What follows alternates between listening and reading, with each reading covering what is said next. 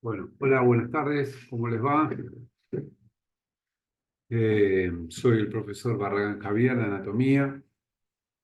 Si mal no recuerdo ya, creo que este es nuestro primer contacto, eh, porque el primer año empezó distinto que segundo y que tercero, también tengo cátedras ahí, así que conmigo van a tener la materia Anatomía.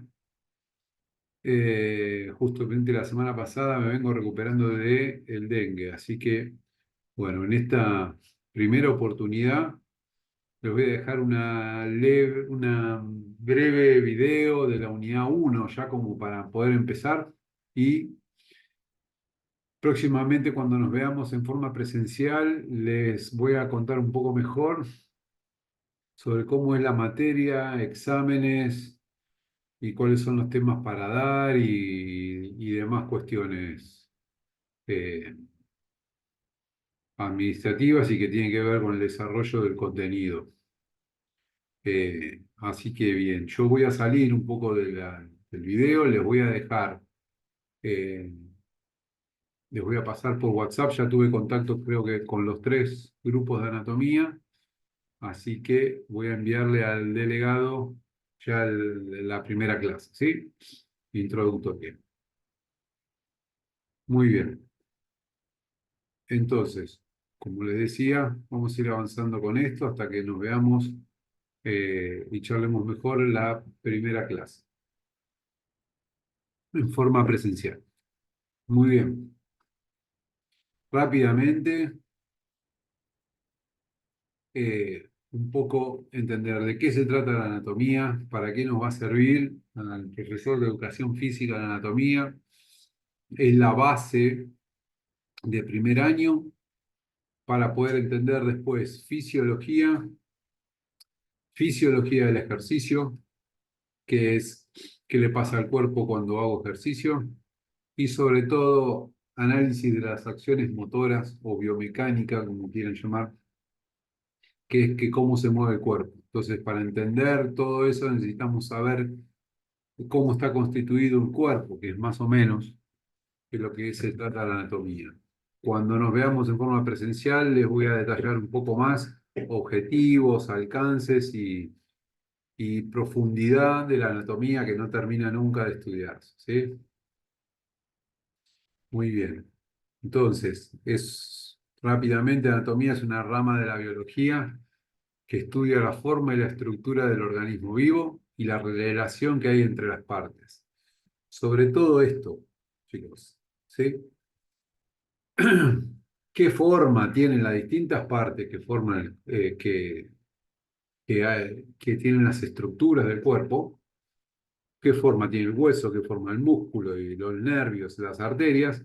Y la relación que hay entre sus partes. De esto se trata la anatomía, porque recuerden que la anatomía es un idioma nuevo donde hay un montón de palabras que van a ser nuevas, que van a tener que manejar, y esas palabras forman parte de la nomenclatura.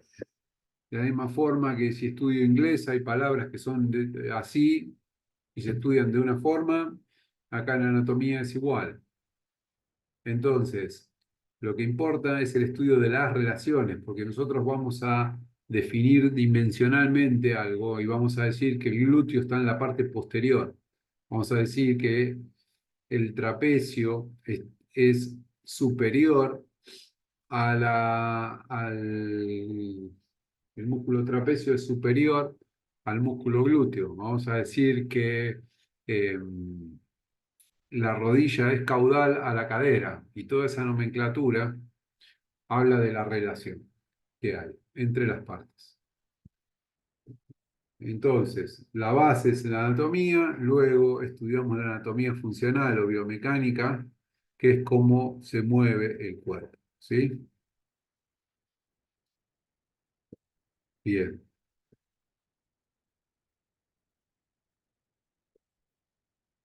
Dentro de los niveles de organización de la materia, eh, nosotros vamos a tener que el cuerpo está formado por distintas estructuras, ¿sí?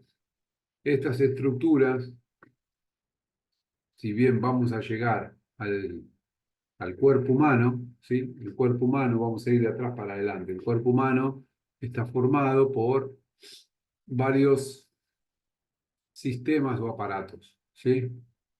Entonces tenemos el sistema respiratorio, sistema musculoesquelético, sistema nervioso, sistema, ¿sí? Cada sistema o cada aparato, por ejemplo, está formado por distintos órganos. Entonces, el hígado, el duodeno, el intestino forman el aparato digestivo. Bien. Cada órgano, a su vez, está formado por distintos tejidos. Tejidos en el cuerpo tenemos cuatro tipos de tejidos, que son el tejido epitelial, el tejido nervioso, el tejido muscular y el tejido conectivo. Entonces, de esta forma, el estómago tiene tejido epitelial, que es la mucosa, tiene tejido conectivo, que es lo que lo recubre, y tiene tejido muscular, ¿sí? Entonces, varios tipos de tejidos forman un órgano. Y a su vez, cada tejido está formado por una célula, que es la mínima unidad estructural y funcional del cuerpo, ¿sí? Por la que es la mínima unidad por la que una persona se rige por sí mismo. O sea, esta unidad funcional y mínima tiene actividad propia, ¿sí? Con lo cual acá vemos una célula como si fuese una fábrica donde tenemos el núcleo, por donde interiormente encontramos el ADN. Esto que está acá afuera es el citoplasma y esto que ven acá, que tiene dos hojas, es la membrana celular. Todo lo que está por afuera es el espacio extracelular, todo lo que está por adentro es intracelular. Acá tienen la membrana plasmática, que es la que me divide lo externo de lo interno de la célula. Esta fábrica tiene distintos sectores, ¿sí? El sector de recursos humanos, el sector administrativo, el sector de producción, así que muy bien. Todas estas que ven acá, que se nombran como vacuola, retículo endoplásmico rugoso, ribosoma, mitocondria, aparato de Golgi. Cada una de estas estructuras tiene una función dentro de la célula, la verán después en fisiología. La que más nos interesa a nosotros, que ya sepan desde este momento, es la mitocondria, que es como esta especie de mini bacteria que tiene la célula donde se forma la energía, ¿no? Entonces, de los tejidos que venimos hablando, tenemos cuatro tejidos básicos: tejido muscular, tejido nervioso, tejido epitelial y conectivo. Hagamos un ejemplo de cada uno de estos. El tejido muscular ya todos los conocen, es el tejido muscular, a su vez se divide en tres y tenemos al músculo estriado, músculo liso y músculo cardíaco, ¿no? El tejido conectivo, como ejemplos de tejido conectivo, vamos a tener el hueso, la grasa, la fascia, los tendones, todos esos peritoneos, todo eso es tejido conectivo. El tejido epitelial representa el tejido que está tapizando cavidades. Un ejemplo de esto es, por ejemplo, la capa externa de la piel. Otro ejemplo es la mucosa del estómago. Otro ejemplo es el endotelio de los vasos sanguíneos. Y por último, el sistema nervioso, que ya conocen, ¿no? Todo esto se va entremezclando en el cuerpo. ¿Bien? Muy bien, como manera de introducción y como muy importante, vamos a tener en cuenta este tema de planimetría que siempre me trae problemas porque cada uno le pone a,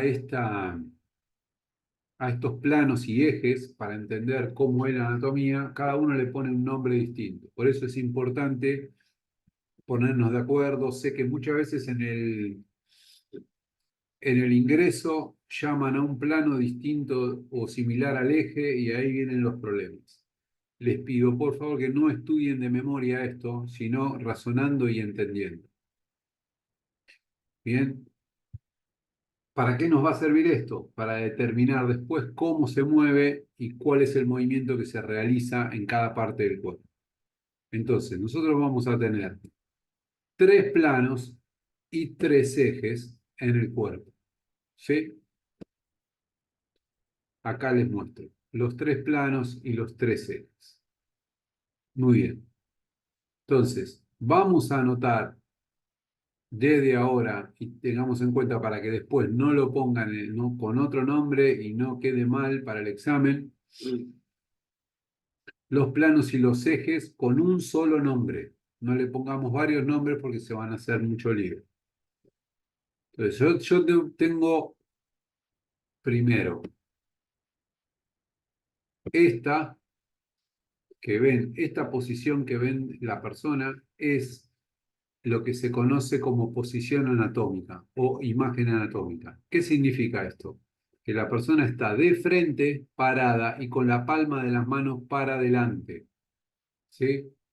Esta es la posición anatómica universal internacional.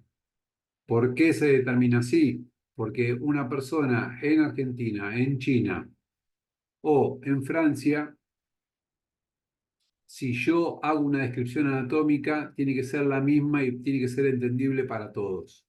Bien, entonces, si yo digo que el dedo pulgar es lateral al dedo anular, eso lo tiene que entender cualquiera.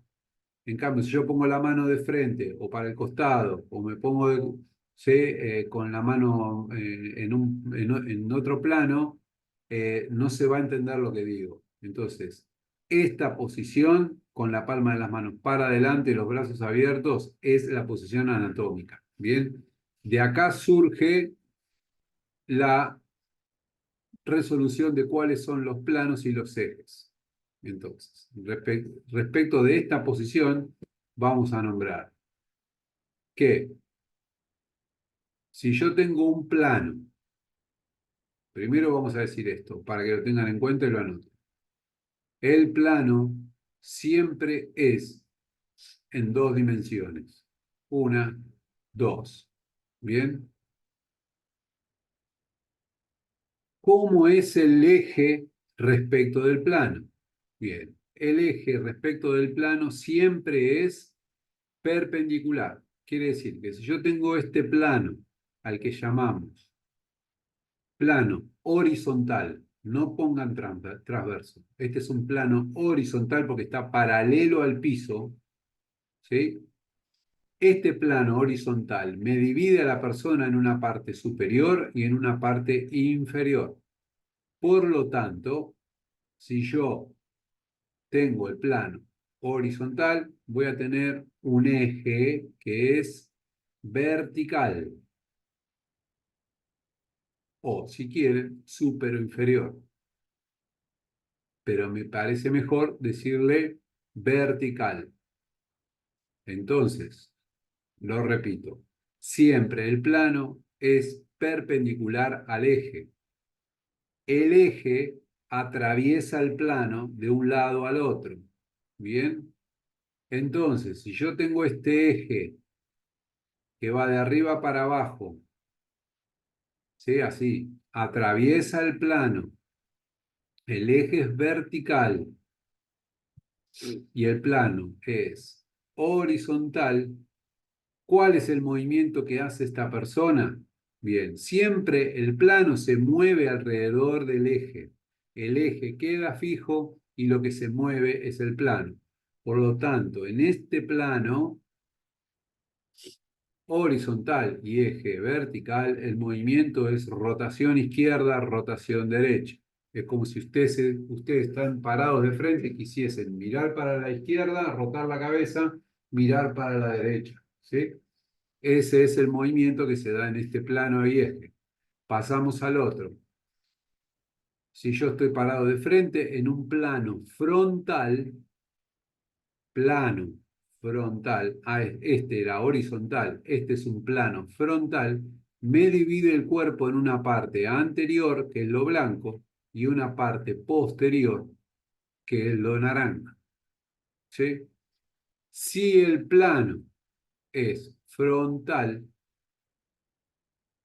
el eje siempre es perpendicular, ¿sí? No es paralelo. Entonces, el eje tiene que atravesar de adelante a atrás. Por lo tanto, el eje se llama anteroposterior.